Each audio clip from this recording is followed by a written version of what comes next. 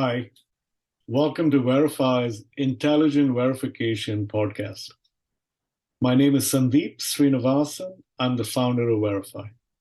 At VerifAI, our mission is to speed up hardware and software verification by 10x in less than 10 years. Now, in order for us to accomplish this mission, we have to tap into multiple domains such as software verification, hardware verification, formal verification, machine learning, mathematical modeling, and more. In this podcast, we're going to be talking to Professor Clark Barrett from Stanford University, who's an expert on formal verification. Hi, Clark. Hi. So thank you for being here. We're really excited to have you on this podcast. A little about Professor Clark. So Professor Clark Barrett joined Stanford in September of 2016 after 14 years at NYU. Dr. Barrett's PhD dissertation introduced a novel approach to constraint solving called SMT, Satisfiable Modulo Theories. His current work focuses on the application of SMT solvers to improve reliability and security of software, hardware, and machine learning systems. Dr. Clark was also a pioneer in industrial applications of formal hardware verification, contributing to the efforts at Intel and Zero-in Design. Zero-in Design is now a part of Mentor Graphics and Siemens EDA. Dr. Clark received a Best Paper Award from DAC, ITC, FMCAD, JCAR, and IJCAR. He's an ACM Distinguished Scientist, and Professor Barrett has many years of experience managing and directing university research projects, including projects funded by DARPA, NSF, and ONR. So with that fantastic background, Clark, welcome. Would you like to add anything to your bio? I don't think so. I think that's plenty. Okay, that's fantastic. So Clark, please tell us about your journey into the area that you're in at the moment and how you ended up at Stanford. Sure. Well, so I did my PhD at Stanford, and I was fortunate to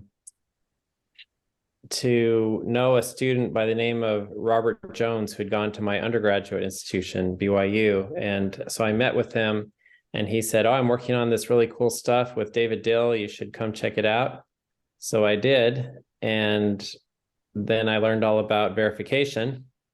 But it turned out they didn't have the, really good enough tools to do the kind of verification they wanted to. So then I got interested in the tools. And but then in order to build the tools, we didn't understand the theory. So then I got interested in the theory. And I remember this funny story. We were doing a planning meeting in David Dill's office, and we had this plan to build this tool. And we allocated 2 weeks to figure out the theory. And of course, that turned into the whole research area of SMT. So 2 weeks wasn't nearly enough. Fantastic. What a great story. So it seemed like you kept going deeper and deeper and deeper. Right. And finally, it became a big field by itself. That's right. Yeah. That's fantastic. Inspirational. So please tell us how you decided to work on formal methods other than this deep dive. Was this always something? Well, yeah, it goes way back. So my father is a mathematician. My mother also has a math degree, and so math kind of runs in my blood. Yeah.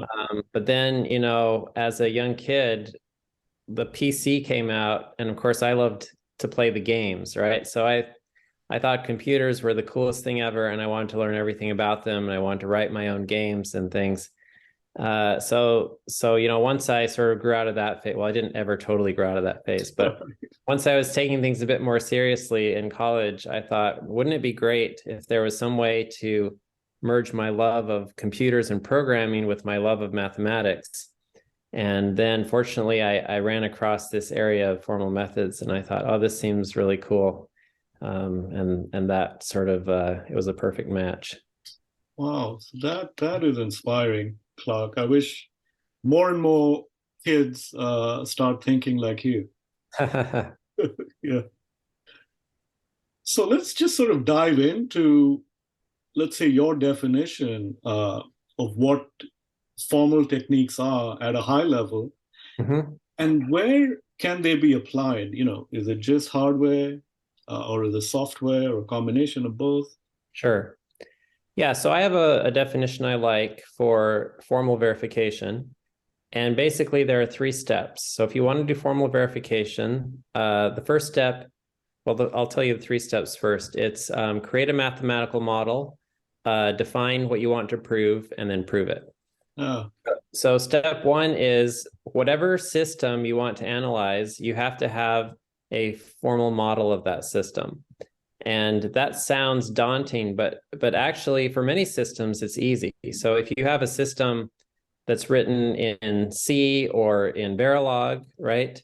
These languages do have semantics. And so in a sense, it's already a mathematical object, right? We can say what the semantics of a C statement are or a Verilog statement. We can translate that into a formal definition more or less automatically. There are, some gray areas in some languages where things are maybe not specified clearly enough, but for the most part, a hardware or software artifact is a formal artifact. mhm. So that's great. Now, if you want to do formal verification on a system that involves moving parts, or very complicated parts like an airplane or a nuclear power plant, right? Then the modeling step actually becomes much more tricky, and you have to account for errors in your modeling and things like that. But if we have a nice digital object like digital design, Yeah. then actually that part is pretty easy. So that's nice.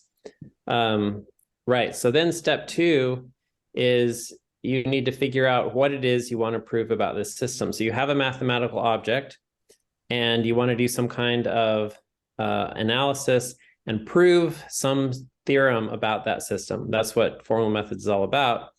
And proving theorems, if you tell someone that sounds very esoteric, but it can be very useful, right? If the theorem you want to prove is, this object has no security vulnerabilities, or, you can't reach this assertion error, that's an extremely practical thing, because if you succeed in proving it, then you've shown that you're not vulnerable to that particular problem.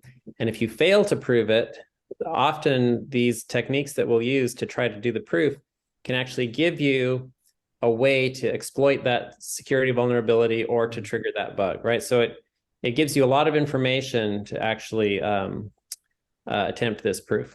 Hmm. So you have to figure out what it is you want to prove, right? So you might want to prove, and the thing here is that this also has to be a formal statement. So it's not like you can't say, well, I want to prove there's no bugs. Well, what do you mean by no bugs? Do you mean no null pointer dereferences? Do you mean that this particular assertion doesn't fail? So you have to be very specific. Yeah. And that's one of the big challenges of the area, is figuring out what are the right kinds of properties, what things can we prove automatically, what is more difficult. And there's a whole, tons and tons of work on that area. So then once you've decided what you want to prove, then you have to prove it.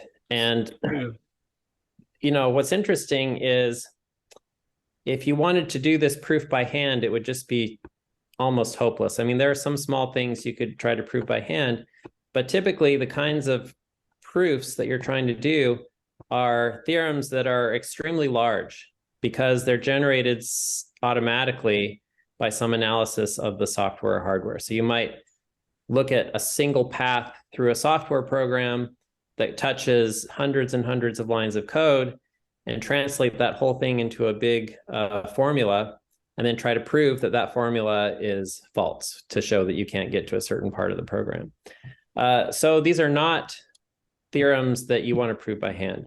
And so the whole field of automated reasoning is dedicated to building computer programs that can prove these theorems, or give you counterexamples if the theorems don't hold.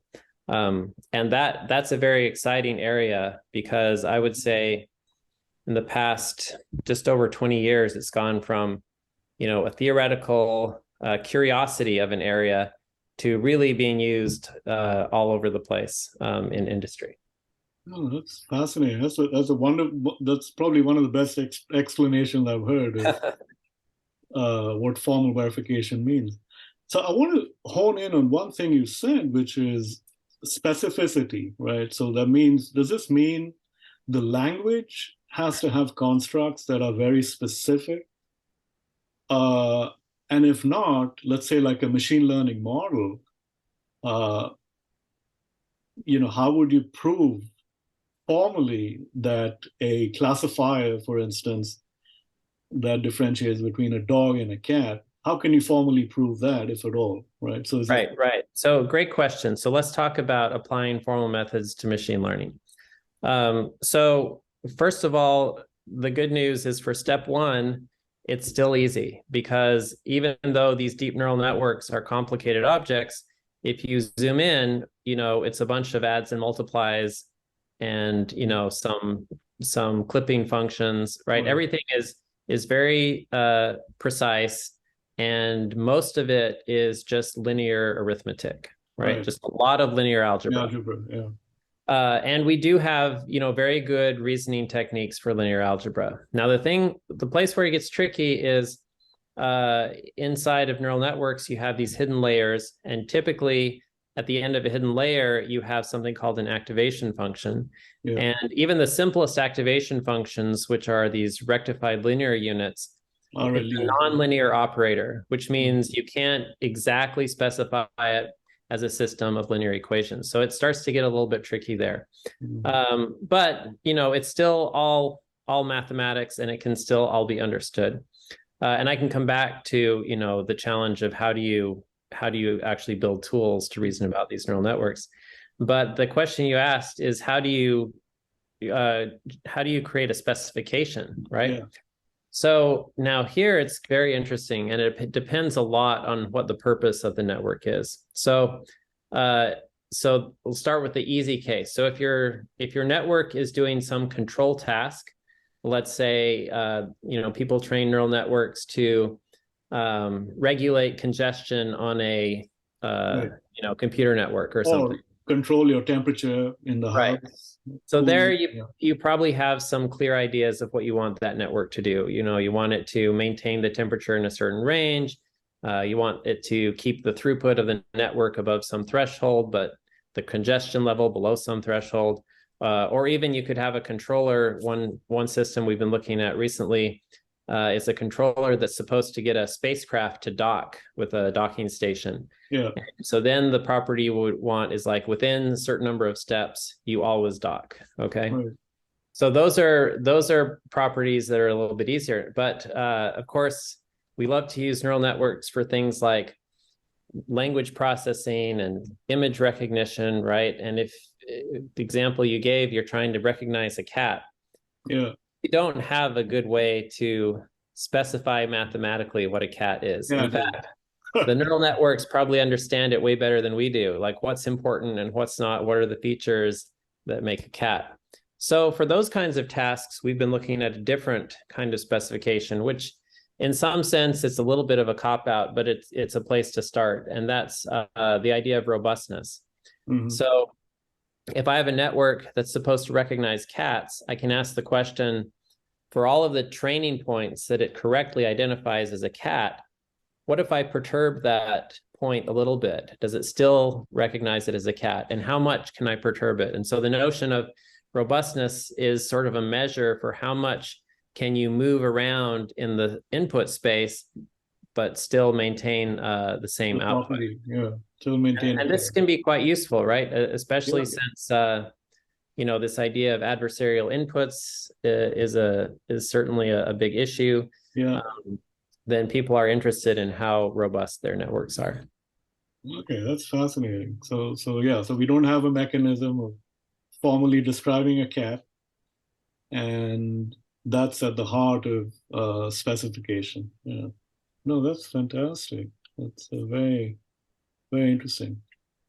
Uh, so uh, a follow-on question to this would be, formal methods have been around. I guess, you brought SMT to the world, but formal methods have been around. But the adoption is sort of mixed, at least in the hardware field, right? And you bring up a great point, which is a cat specifiable, right? Can you define a cat? So is this, in your opinion, the reason why formal methods have not been widely adopted, even, by the smartest designers in the semiconductor area? Right. So no, I don't think so. I think Okay. the major challenge is scalability, right? So Okay. it has always been scalability, and it still is. Okay. Now, the difference is when formal methods were sort of first being proposed, you go back to maybe, Dijkstra and his people back in the Right. 70s or 80s, right? They promised all these things because they said, the power of mathematics can solve all these problems. And it's true, but it couldn't be done automatically and it couldn't be done at scale. And so I think there was sort of an initial burst of interest, and then people said, oh, this isn't really going to scale, and industry kind of lost interest. Now, what happened is around 2000, there was this remarkable breakthrough. So the simplest kind of engine you can have is a solver for the Boolean satisfiability problem. So you just give it a bunch of logic, ands and ors and Boolean variables, and try to decide whether that's a true formula, right? Hmm. And this is a famous problem. It's the first problem that was shown to be NP complete. So we know it's not an easy problem. Yeah. And so, in fact, most people sort of despaired that you'd ever be able to solve this problem efficiently. But around the year 2000, a couple of undergraduates in a lab at Princeton were trying to build a SAT solver in hardware. Hmm. And so they took the best available software package at the time, which is a tool called Grasp. And they said it was written in C++. And they said, no, we can't turn this into hardware. Let's take this program, let's rewrite it in C. Let's get rid of all the bottlenecks that could be too slow and simplify them. Anyway, they did a bunch of stuff. And when they were done, they never built the hardware thing because their software prototype was hundreds of times faster than anything anyone had built before. Hmm. And what was interesting is it was good enough that it started being capable of solving real problems. By real problems, I mean, you could take a reasonable sized circuit and ask a question like, is this property of this circuit always true? And their SAT solver could actually tell you in a reasonable amount of time. Hmm. Now, one big question that people have about this is, what happened? I thought SAT was NP complete, right? How did they do it? Yeah. And so my answer to this, I think people are still sort of trying to figure it out, but my answer is that you can always find problems that are too hard for even the best SAT solvers. So the worst case complexity is still there. Okay. But these problems that come from real life examples, they often have a lot of structure because they were created by a human who had structure in their mind, right? And so if you're trying to prove that a formula that comes from this real world application is true, there's usually a short proof, okay? And so what we've done, and what these guys did, and everybody who's working on this stuff since, is they're getting better and better at finding the short proofs if they exist. Mm-hmm. They just have really fast and clever techniques for just finding those proofs if they exist. And so it's remarkable. So, I mean, it's true that there are some areas where formal methods are not being used, but these days there are a lot of areas where they are. And the reason is that the tools did get better. They scale much better than they used to. And, these days, if you're a semiconductor company like Intel or Apple, every one of those companies has, tons of formal engineers running model checkers, which under the hood are running SAT solvers. Yeah. And they wish that it scaled more, but they're grateful that it scales to like block sizes, and they check those blocks with those tools. And that's a really powerful tool in their arsenal these days. That's fantastic. So was this in terms of timeline? Maybe the invention of BDDs overlapped with this. Is that accurate? It was actually BDDs came a little earlier. So Earlier, okay. BDDs were the hot thing in sort of the 90s. Yeah. And right. So the timeline was sort of like this. If you want to do model checking, which is a particular algorithm for making sure that a state machine never enters a bad state, right? Yeah. So initially people just tried to enumerate all the possible states. They call that explicit state model checking. And you can imagine that only worked on very tiny things. Okay. Yeah. And then, Randy Bryant invented BDDs, and Ken McMillan figured out how to use BDDs to do what's called symbolic model checking. And his advisor won a Turing Award for it. He probably should have got some of that credit, but then now there was a way to take a set of states in a state machine and talk about them symbolically. And you could talk about state machines with 2 to the 100 states and very, without too much trouble.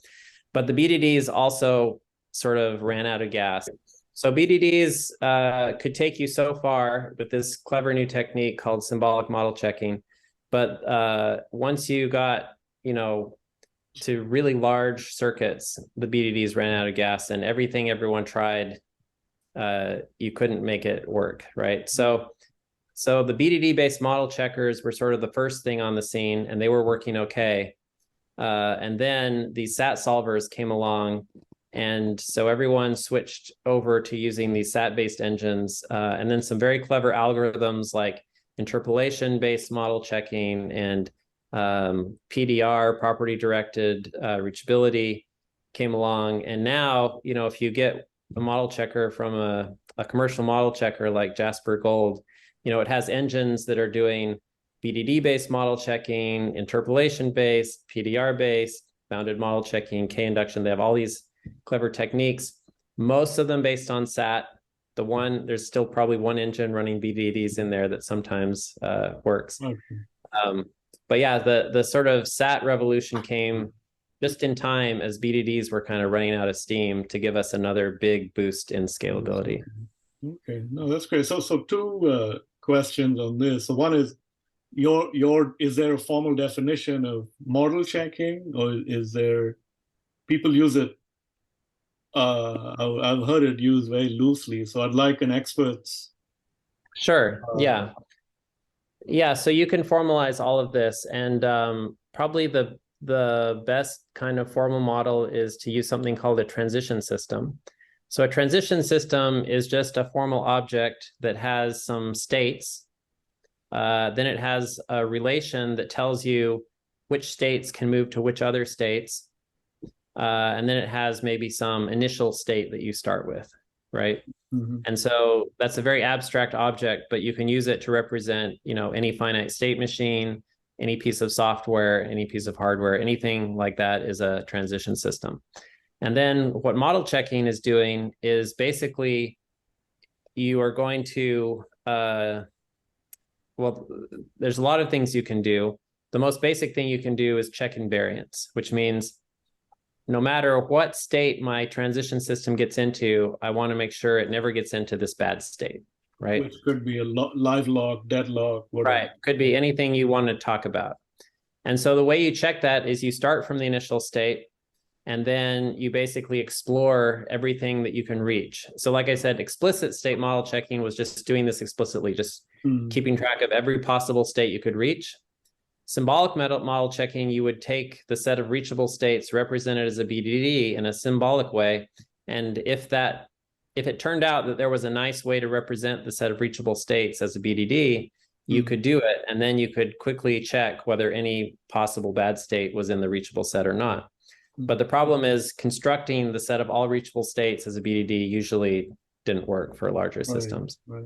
And then what we do with SAT, the basic technique there is you start from the initial state, and then you just basically take the whole circuit and turn it into a bunch of SAT variables and operators. and then you unroll it, which means you take a copy of the circuit, take another copy of the circuit, and another copy, and maybe you unroll it 10, 20, or even 100 times. And then you check to see, starting at the initial state, what possible bad things can happen within 100 states, right? So that's a bounded proof, right? It only checks the first 100 cycles, but often you can find bugs that way. And then you can make that into a complete technique by doing something called K-induction, where you say, all right, let's check it for 100 states from the starting state. And then let's do an inductive step where we say, assume it holds for 100 states starting from an arbitrary state. Does it hold in the next state? And if you can prove that, then you've shown that it's always true. Okay, that's fascinating. It's fascinating. So my next question, I think you might have answered part of this by sharing the breakthrough, which was SAT or SAT solvers. Has there been any other real breakthroughs in formal in the last decade or so? And do you anticipate any other major breakthroughs coming in, either through your work or with the advent of machine learning and those capabilities? Sure. Yeah. So there have been regular breakthroughs, I would say, in the last 20 years. Like I said, there was this big idea of using interpolation, which is a very clever way to kind of break up this proof obligation that you're trying to do in bounded model checking and turn it into a complete proof. Same thing with this property-directed reachability. It has a way to sort of converge into what's called an inductive invariant, which is another way to prove that something holds always. And then, building on the success of SAT, we built these SMT solvers. And the nice thing about SMT solvers is, so in SAT, everything has to be expressed in terms of Boolean logic, right? And so if the thing you're trying to verify is a digital circuit, that's maybe a pretty good fit. But there are some things that maybe aren't such a good fit, like memory, right? So if you want to model memory, if you have to model every single bit of that memory as a Boolean variable, that quickly gets unwieldy if the memory is large, right? So what SMT does is it brings in a bunch of high-level abstractions that you can use. So for example, if you want to reason about arithmetic directly, like integers and plus and minus, you don't have to encode that using bits. You can just talk about integers. For modeling memory, we have something called the theory of arrays. So it's basically, like an idea of an array in a programming language. You can say, well, I'm not going to model all the bits. I'm just going to say there's some big array, and the array holds integers, and I'm going to stuff them in and pull them out using read and write operations. And now you have a very concise way to talk about that memory, right? So the idea behind SMT is we want to keep the sort of automation and the speed that SAT solvers have, but we want to raise the level of abstraction to something a little more natural. And what this, could mean for hardware, this is sort of something I'm hoping happens, right, is that we do more reasoning at the sort of word level in hardware. Now, today, commercial model checkers all still turn everything into SAT. Okay. But we have a nice prototype tool at Stanford called Pono, which is a word level model checker, and it uses SMT in the back end. And there are examples we have where we can even outperform the commercial tools. Of course, most of the time the commercial tools win, they're highly optimized. But we do know of some areas where we can outperform those tools because this level of abstraction gives us some benefit. So I think there are plenty of ideas and really nice directions that are going to keep improving our ability to do verification. Now, you asked about machine learning. So let me say something about that.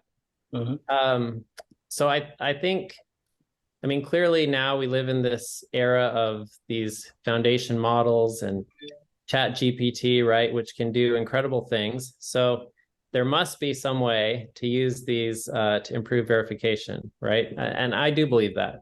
The thing that I like to tell people, though, is don't use the wrong tool for the wrong thing, right? So I think it's a mistake to think that you could somehow train a machine learning model that will find the bugs for you. right? And the reason I think that's a mistake, I could be wrong, but I think it's a mistake. The reason is that the machine learning algorithms are very good at taking, a large amount of data of things they've seen before and predicting something that's going to happen next.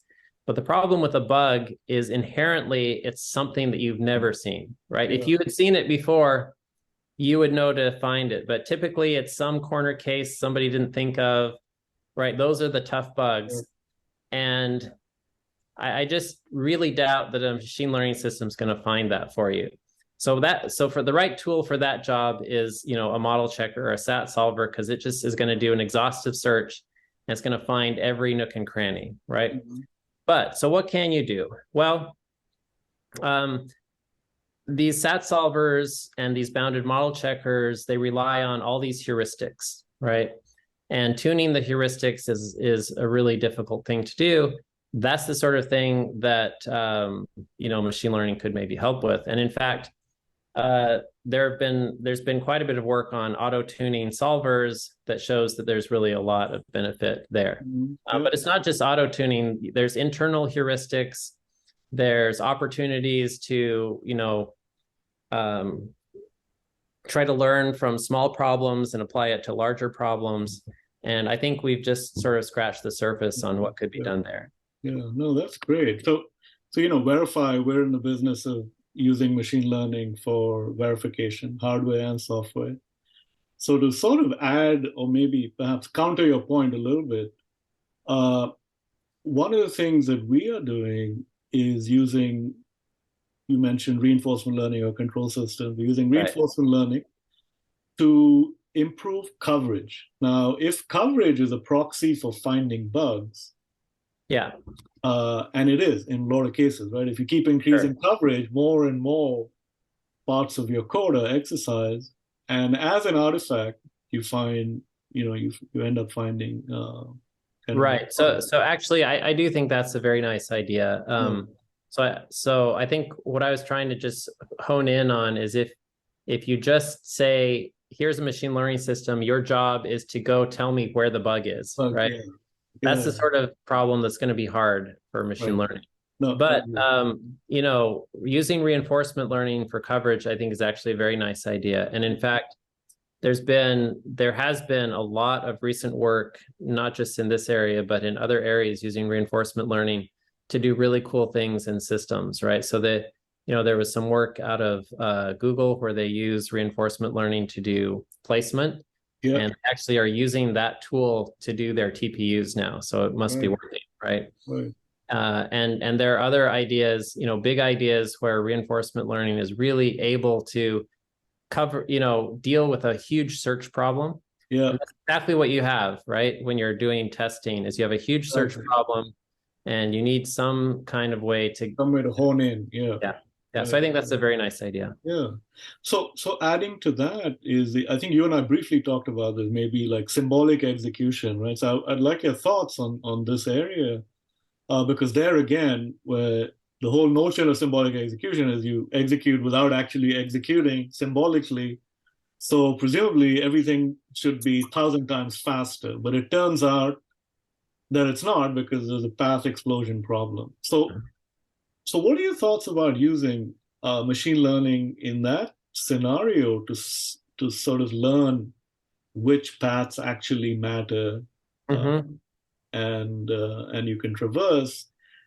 And that's one. And then I'd like your thoughts on what symbolic execution means from your point of view, let's say for hardware verification. And you had mentioned earlier, you mentioned something like bounded model checking. So perhaps you can touch on that.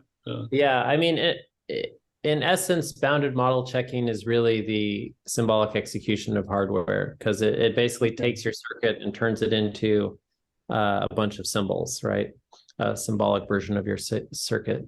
Maybe to start with, I'll talk about symbolic execution in software because that's where that term is typically used. Yeah. But it just means, again, taking a particular path through your program and turning that path into a logic formula.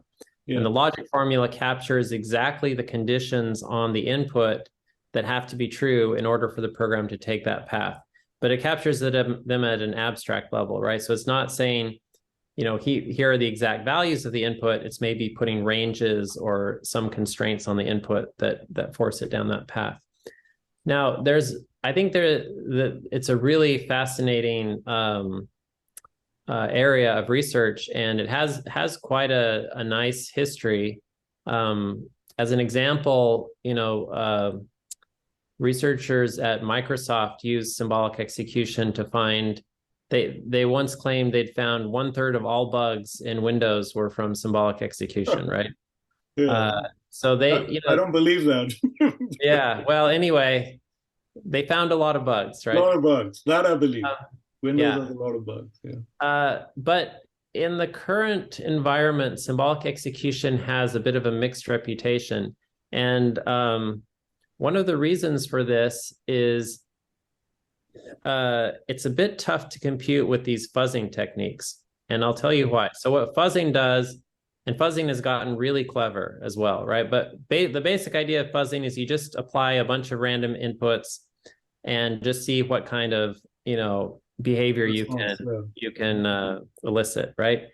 And so the huge advantage of fuzzing is you get to run at the execution speed of your product, right? Like you can run compiled code, or you could run emulated hardware, right?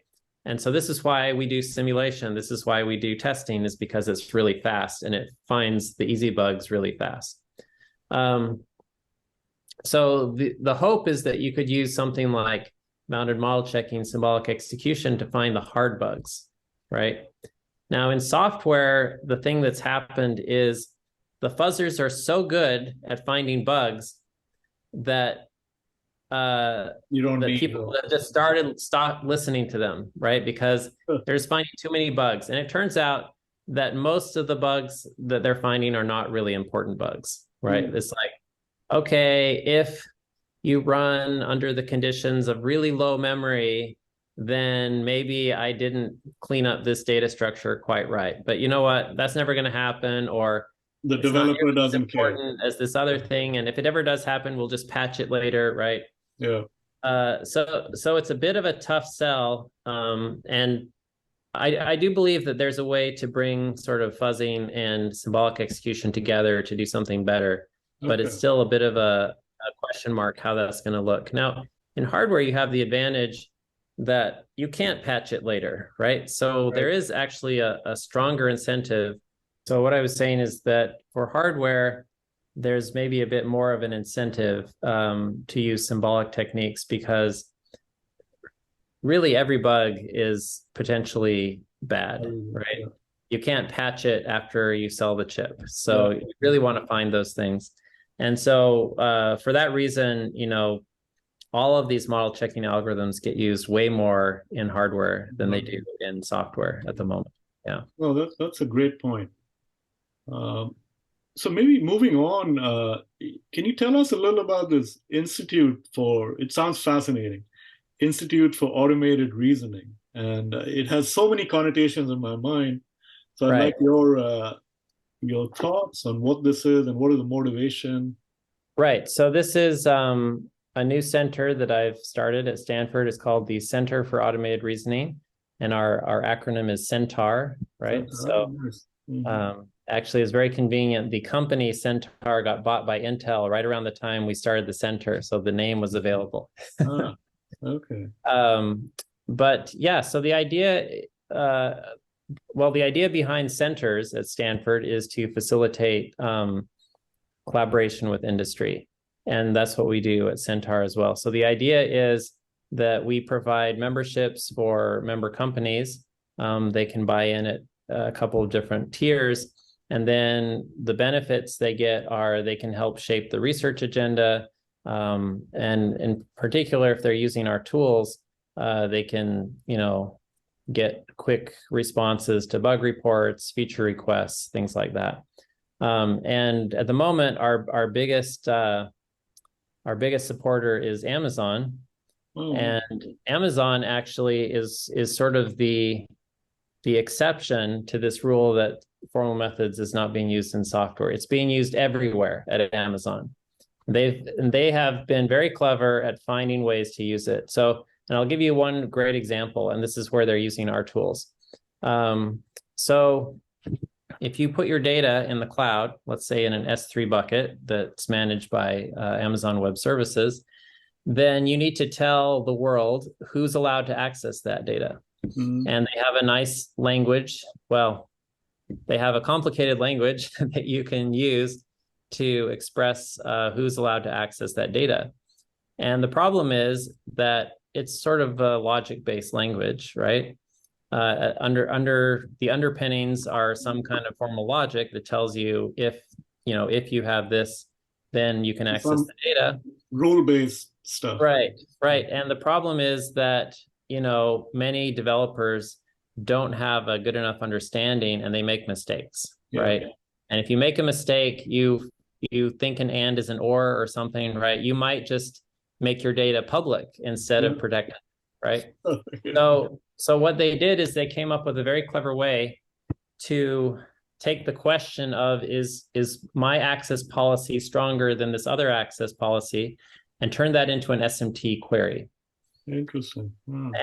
And the most common use is they check every new policy against the public policy. And they ask the question, is this stronger than the public policy? And if it's not, then you get a big button that says, hey, you just made a public policy. You probably didn't want to do that, right? And the customers love this feature, right? They just, and they pay for it. And it's all based on, running SMT solvers. And in fact, they had a nice keynote talk at the Federated Logic Conference last summer, in which they revealed that they're now calling ours and other SMT solvers billions of times a day to check these properties. That's fantastic. So that's a great success really story. Exciting, yeah. And they support our center because they're using our SMT solver CVC5. And then, if there's a problem in a customer product, they need to have a reliable pipeline where they can ask for help. And that's what we provided. So this goes back again to specificity and specification of this problem to the SMT solver. Is that a language? It's actually a very nice example of this verification paradigm, right? So the model, so they had to take their policy language and they had to give it a formal semantics, and then they had to figure out how to encode these questions about the specification into the language of SMT. So there's quite a bit of work, and there's a nice paper that they had to explain how they did that. And then once you encode it as an SMT problem, then you can prove it using the SMT solver. Yeah. That's fascinating. So do you see this being applied to, general software, like let's say finding a security loophole in Python or JavaScript? So I think that Amazon has sort of pioneered a nice sort of new way of looking at formal methods. So they're not trying to say, hey, we're going to take every program that anyone writes and prove it's correct. But they are looking at sort of strategic points and saying, hey, everyone's relying on this and we want it to be rock solid. So we're going to apply formal methods here. And I think that's a sort of clever take on it. Yeah. And from what you describe, and if I may infer this, which is it doesn't have to be a program. It's kind of a system interacting with a system, like you mentioned. Yes. Is it a nuclear power plant or that's right, or an airline or a rocket docking somewhere, right? Yeah. And for them, they have quite interesting systems problems. Things like huge networks. What's reachable by from what resources, and then does that comply with certain kinds of regulations? Actually, we just submitted a paper to CACM, and one of the case studies in that paper is about using these kinds of tools for compliance, which is another sort of really quite interesting area, right? So the idea is, you write a bunch of code and it's got to protect somebody's credit card, right? So how do you comply with that regulation? Well, you hire this auditing company and it's very expensive, and they have to come in and read your code and all of this stuff. But the idea is that maybe these automated reasoning tools can help, right? So they could say, well, actually, we proved that this code, never reveals the credit card, and the proof was done using this tool. Of course, then the auditors say, well, how do we know we can trust that tool? And this comes to a whole other section of work we're doing right now, which is we're trying to make our tools produce independently checkable certificates. So you don't have to trust the tool. You can instead check it yourself. And we think this is going to be a huge enabling technology in the future. Yeah. Fantastic. I mean, that's really exciting. So I have heard and met some folks who are working on verification of smart documents, right?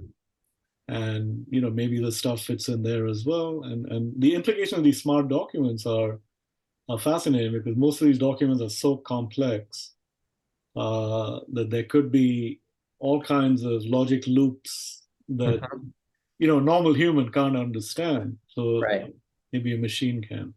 Yeah, it seems like a very fruitful area to use these kinds of techniques.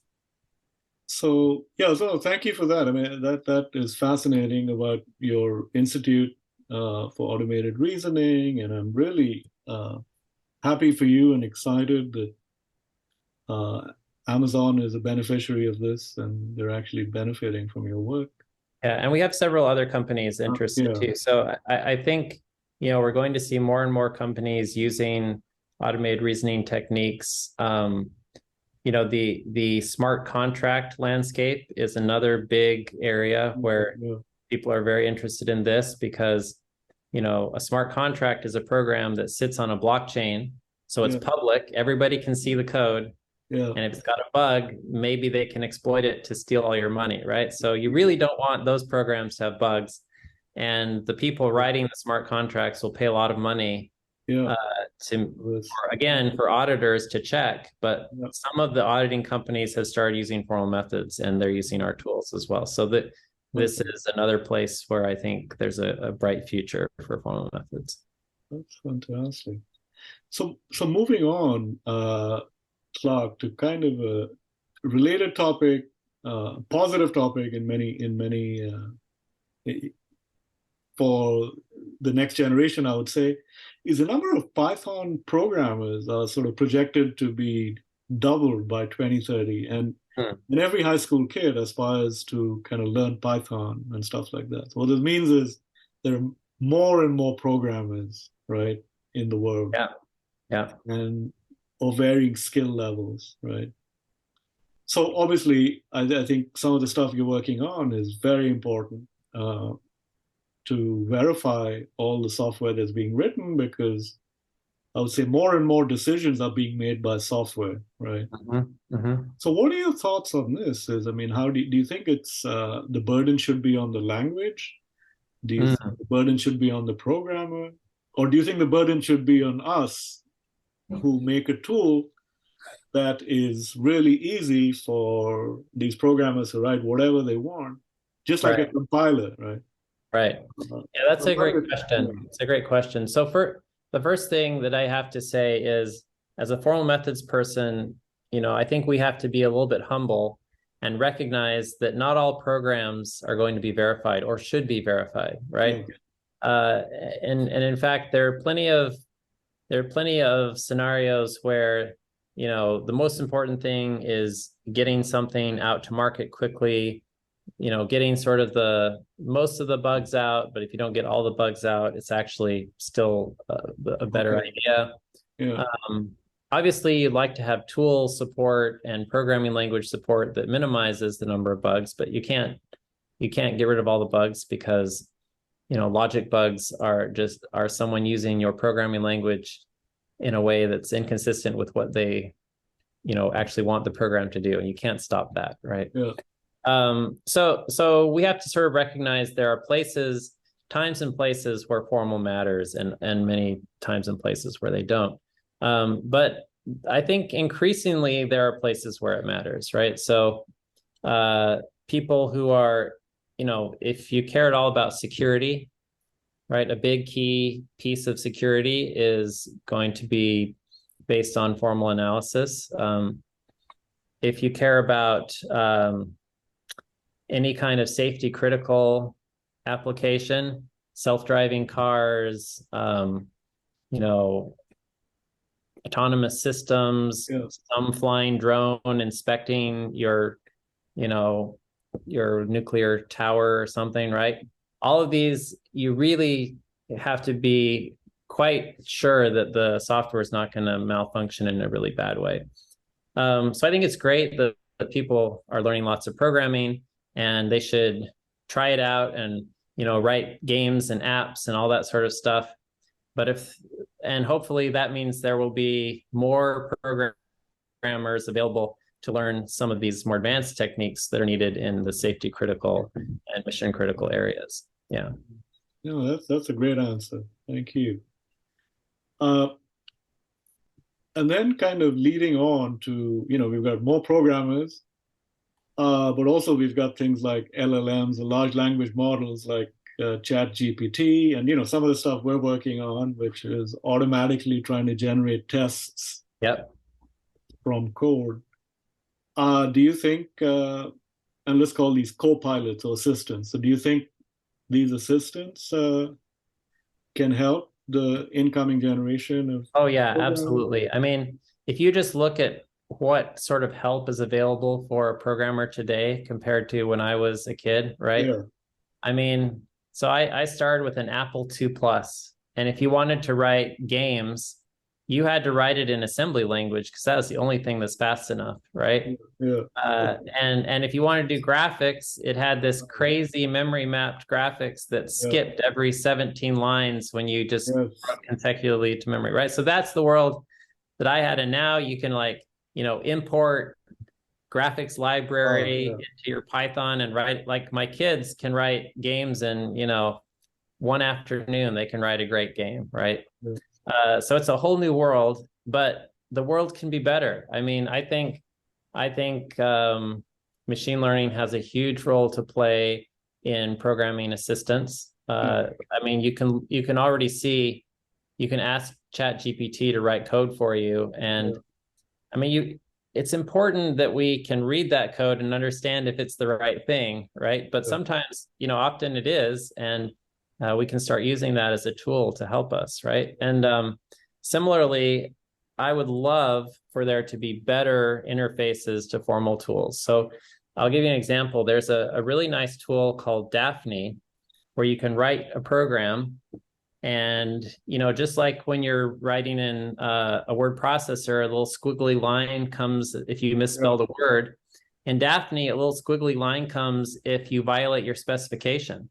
Nice. It does it all under the hood in the background.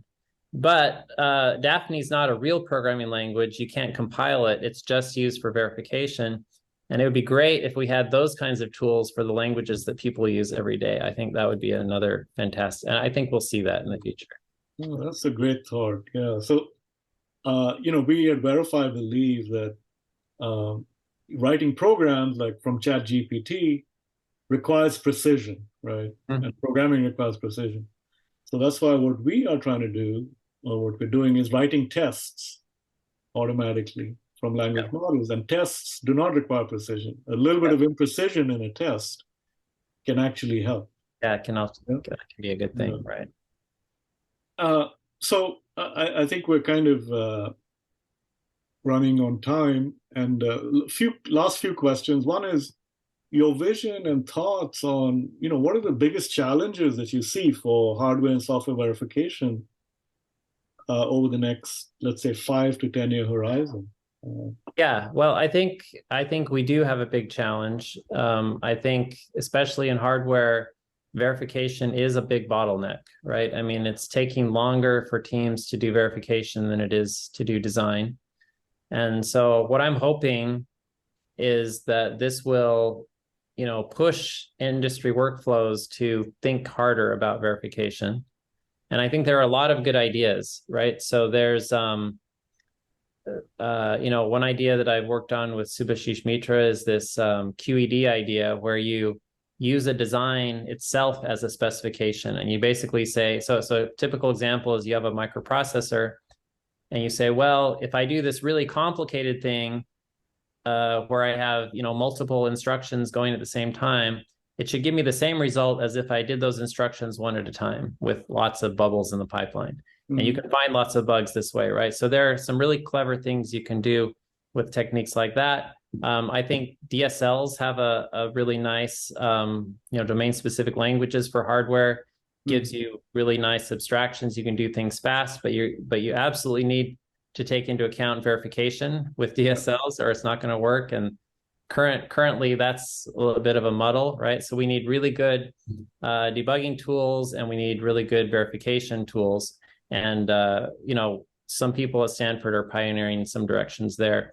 But yeah, what I would love to see in the future is better integration of formal, semi-formal machine learning, all these things coming together to really put a lot of power in the hands of the designer or the programmer and make it easy for them to write good code. And I think it will get easier. And that's what I'm hoping.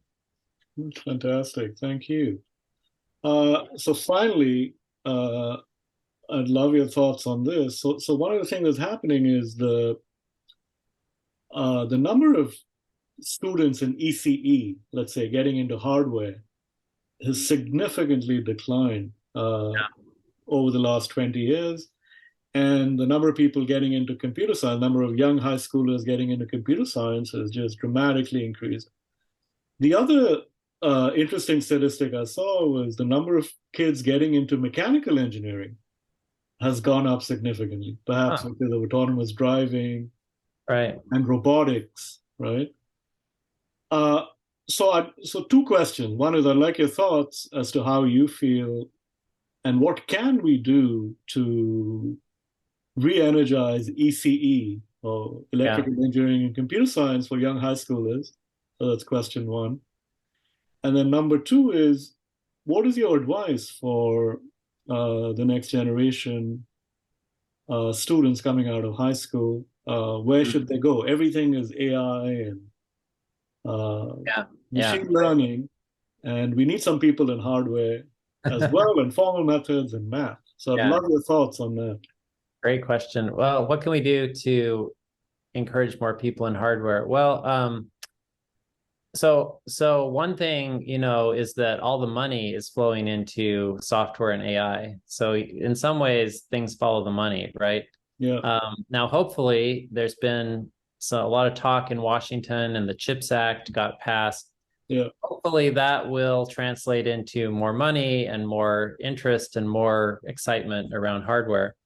I think, though, another really important thing is, if you look at the design flow for hardware, and admittedly, it's harder in some ways than software, but it's also kind of ancient, and software developers would not put up with the kinds of delays and headaches that you have to put up with in a typical hardware flow. So again, another center I'm involved with at Stanford is called the Agile Hardware Center. And the tagline is trying to make hardware fun again, right? And the idea is to really take some of these ideas from Agile software and try to make the hardware tools work that way. And we've had some success, but what you have to do is you have to reimagine a lot of these workflows, right? So we have, for example, a workflow where we use automated reasoning tools to automate things that normally a designer would have to do by hand. For example, let's say they have a piece of hardware that's configurable and they change the hardware. Now, normally you would have to go in and hard code a whole bunch of things that tell you how to reconfigure the new hardware. But we actually have a workflow where we do that automatically. We say, well, here's what the hardware is supposed to do.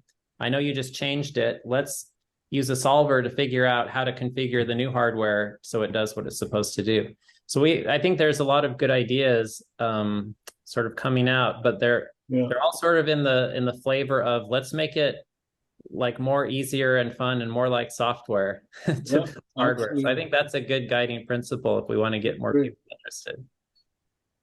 No, thank you. That's great. And then, any advice for young people coming out of high school? Well, I mean, there's just so many exciting things happening in computer science and, computer engineering right now. I think it's a fantastic time. Like, I'm a little envious. I wish I had all those tools and capabilities, when I was a kid. But one thing I would say is, machine learning is not the only game in town, and it's maybe a little overhyped at the moment. So you might, it might do you well to explore a little broader and see what other cool things are out there, because there's a lot of really exciting things. Not just building machine learning models, but you could also apply machine learning in lots of really cool areas. So yeah, I would say explore more and see what's out there, because it's an exciting world right now. That's fantastic. So you're saying be broad, perhaps, and explore. Yeah. Well, thank you, Clark. That was fascinating. It was really a pleasure to talk to you. I learned a lot. Too. Yeah. And I'm sure our audience will really enjoy this podcast. Great. Thank you. Yeah, my pleasure.